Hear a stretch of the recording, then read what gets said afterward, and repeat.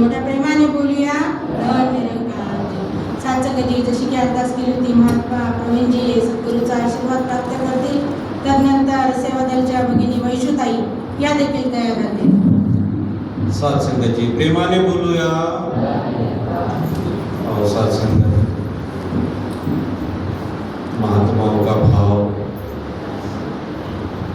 सिरा को पर रखते हुए दास एक कदम आगे बढ़कर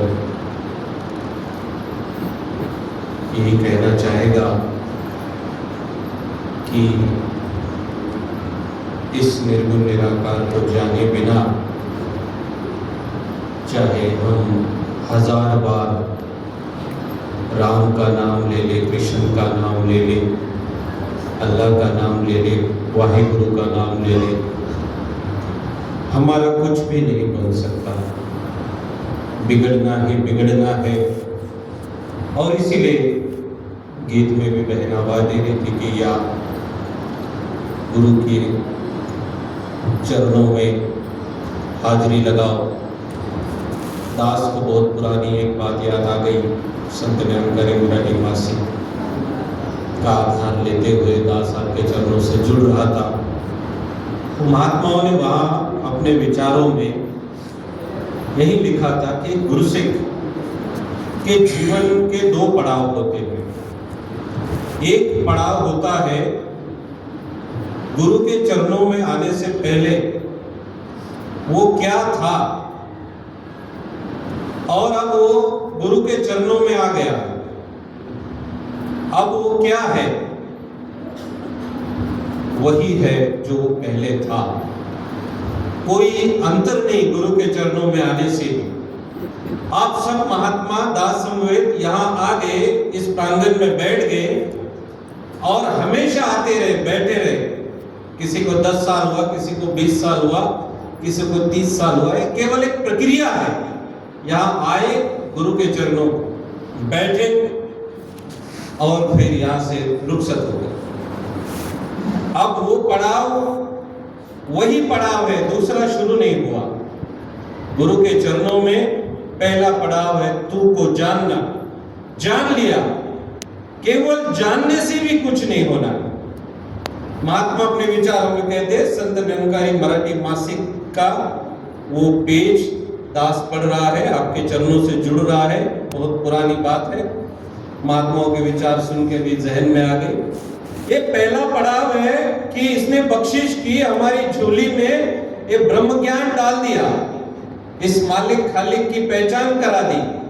लेकिन हम वही है जो पहले थे, अब भी वही है। 30 साल से दास भी आ रहा है, तो दास भी महसूस कर रहा था वो विचार पढ़ने के बाद कि दास भी वही है। अब आ जाता है दास दूसरे पड़ाव में। पहला पड़ाव तू को जानना, और दूसरा पड़ाव है मैं को भूलना, मैं को मिटाना। जब कहीं हम ये सफर शुरू करते हैं और तब हम उस अवस्था को धारण करते हैं जो दूसरा पड़ाव है, और इसके लिए सहायक सिद्ध होते हैं गुरु के लाडले, गुरु के भगतजन, गुरु के संतजन, गुरु के ये जो बख्शिश है, सेवा, सत्संग, सिमरन, गुरु की ये तरह तरह की जो और भी अनेक क्षेत्रों में जो योगदान निरंकारी मिशन दे रहा है, फिर वो रक्तदान है, स्वच्छता अभियान है, वो कहीं स्वच्छ जल, स्वच्छ मन है। किसी भी तरह से कोई भी आदेश जब सदगुरु का आता है, उस आदेश को जब मैं ज्यों का त्यों मानता हूँ, जब मैं उसको आत्मसात करता हूँ, उस पर अमल का जामा पहनाता हूँ, तब जा करके मैं दूसरे पड़ाव को, तब जा करके मैं जीता हूँ, तब मैं सुख का भागीदार बनता हूँ, तब मैं मोक्ष और मुक्ति का अधिकारी होता हूँ। वरना तो पहले पड़ाव से मैं कभी निकलता ही नहीं, कभी निकलता ही नहीं। आओ सदगुरु माता सुदीक्षा जी महाराज हुजूर यहाँ बैठे हैं, सबके लिए, सारे मानव जाति के लिए दास झोली फैलाकर यही मांगता है कि आपने जो ये ज्ञान दिया, इस पर ये ध्यान देना। ये दूसरा पड़ाव, इसे हम स्वीकार कर सके, इसे हम जी सके और आपके अनुसार इस जीवन को समाज के सामने प्रस्तुत कर सके। प्यार से कहिए दान निरंकार। सात संगत जी जशी की अरदास केली होती, वैशुताई या सद्गुरूचा आशीर्वाद प्राप्त करतील, तदनंतर खैरनार जी हे देखील तयार राहतील।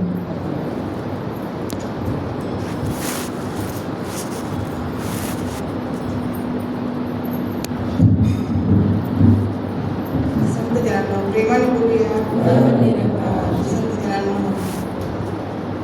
आज आमचे मनोजी खैरनार यांचा देखील वाढदिवस आहे। संत जनांनो, त्या निमित्ताने महात्म्यांनी लंगर प्रसादची देखील व्यवस्था केलेली आहे। संत जनांनो, कारण काही असो, निमित्त मात्र काही असो, पण आम्हाला हे आशीर्वाद प्राप्त करण्याचा मौका कसा घेता येईल ते आम्ही विचार करायचे। संत जनांनो, या महात्म्यांचा वाढदिवस आहे, यांच्या जीवनात सुख समृद्धी आणि भरभराटी नेहमी येत राहावं आणि यांची प्रगती नेहमी पुढेच राहावं। या सद्गुरू मातेच्या चरणावर एवढीच अरदास आहे की दादा कृपा करा, दया करा, आमच्या जीवनात जसं ज्ञान दिलंय तसं भान देखील द्या, आणि तुमचे नेहमी सेवा, सत्संग, नामस्मरण आमच्या जीवनात असू द्या। दासी नेहमी एकच दान मागती की हेच दान दे का देवा, तुझा विसरण व्हावा, तुझा विसरण व्हावा। संत जनांनो, प्रेमाने बोलूया। सात संगत जी जशी की अरदास केली होती, महात्मा खैरनार जी हे सद्गुरूचा आशीर्वाद प्राप्त करतील, तदनंतर महात्मा पंकज जी हे देखील तयार राहतील। सात संगत जी मोठ्या प्रेमाने बोलूया। सद्गुरु माता सुदीक्षा सविंदर देव जी महाराज की जय। निरंकारी राजमाता गुरु बचाव अवतार की जय। सात संगत जी प्रेमाने बोला। बघा सात संगत जी, पैठणचे एकनाथ महाराज संत होऊन गेले। सात संगत जी बघा, त्यांच्या घरी 10-12 वर्षाचा जो मुलगा होता श्रीकृष्ण नावाचा, ते स्वतः स्वयं श्रीकृष्ण भगवानांचा अवतार होता। श्रीकंठ या नावाने त्यांच्याकडे पाणी भरत होता। पण ज्यावेळेस काशीला एक महात्मा होते, ते पूजे पाठला बसले, आणि ज्यावेळेस श्रीकृष्ण भगवानाने त्यांना दृष्टांत दिला रात्री की बुवा मी तर इथे तर नाही आहे काशीमध्ये, मी तर तिकडे अशा ठिकाणी पैठणला, आणि तिथे मी एकनाथ महाराजांकडे मी त्यांच्या इथे पाण्याची सेवा करतोय, त्यांचे रांजण भरतोय, असं त्यांना तो दृष्टांत पडतो। सात संगत जी, मग ते मदन नावाचे ग्रस्त दर मदल करत कसं तरी ते पैठणला एकनाथ महाराजांच्या घरी पोहोचतात विचार करून, आणि मग ते एकनाथ महाराजांना भेटतात की बुवा तुम्हीच एकनाथ महाराज आहे का? मग ते सांगतात हो मी एकनाथ महाराज आहे। मग ते सांगतात की माझा सखा हरी तुमच्याकडे आलेला आहे आणि मला तो तुम्ही भेटवा। फार व्याकुळ होतात ते प्रभू परमात्म्याच्या ह्याच्यासाठी, पण ते एकनाथ महाराजांनाही कळत नाही की हे काय सांगतायत काय सांगते हे आपल्याशी बोलतायत असं. मग त्यावेळेस मग ते सांगतात की असं असं मी पूजेपाठला बसलो होतो आणि मला असा असा दृष्टांत आला आणि तो दृष्टांत मला दिसल्यानंतर मी स्वतः तुमच्या पैठणला आलो आणि त्यांना भेटायला. म्हणे कुठे म्हणे, तर त्यांना ते राजनाकडे पाहतात, त्यांना कारण की ते समोरच राजन दिसतो, पाण्याचा ओला होता. मग त्यावेळेस ते जे मदन नावाचे ग्रस्त आलेले असतात ते त्या राजनालाही नमस्कार करतात आणि मग सांगतात. मग एकनाथ महाराज तरी त्यांना समजवतात की अरे म्हणे श्रीकृष्ण भगवान हे तर सगळ्या चराचरामध्ये व्यापलेला हा प्रभू परमात्मा आहे, तर माझ्याकडे कसं काय येतील. तरी ते ऐकत नाही, ते म्हणतात की नाही. पण मग त्यावेळेस ते सांगतात की थांबा, माझ्याकडे जो बालक आहे तो कावड घेऊन गंगेवर गेलेला आहे पाणी भरायला, तो आता येण्यातच असेल तर तुम्ही बघून घ्या. पण त्याच वेळेस श्रीकृष्ण भगवान जे कावड घेतात नदीवर जे ठेवतात ते परत येतच नाही, तिथूनच ते गायब होऊन जातात. तर सात संगती सांगण्याचा भावना तसा हा निर्गुण निराकार परमात्मा हा प्रत्येक घटात आहे. आपल्याला सद्गुरू माताजींनी हे सांगितलंय की तुम्ही प्रत्येकामध्ये देव बघा. सात संगती आता अजून एक सूचना आहे की आपला आता महिन्याचा शेवट आहे आणि आपण या महिन्यापासून प्रत्येकाचं बिल्डिंग फंडचं रजिस्टर ठेवलेलं आहे.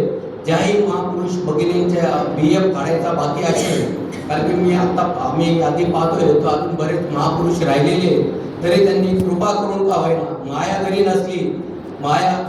नसली पुढच्या रविवारी दिली तरी चालतील, पण ती BFची रजिस्टरची पावती आज कुठल्याही परिस्थितीत करून घ्यावी. सात संगती प्रेमाने बोला. सत्संगती जशी की अभ्यास केली होती महात्मा पंकजी सद्गुरूचा आशीर्वाद प्राप्त करतील, तदनंतर साखरचंदजी महाराज हे गीत रूपाने सद्गुरूचा आशीर्वाद प्राप्त करतील. गुरु सत्संगत प्रेमाने बोला. सद्गुरूची अपार कृपा आहे. सत्संगत हा सत्संग करण्याचा अवसर मिळतो आणि सत्संगत सुंदर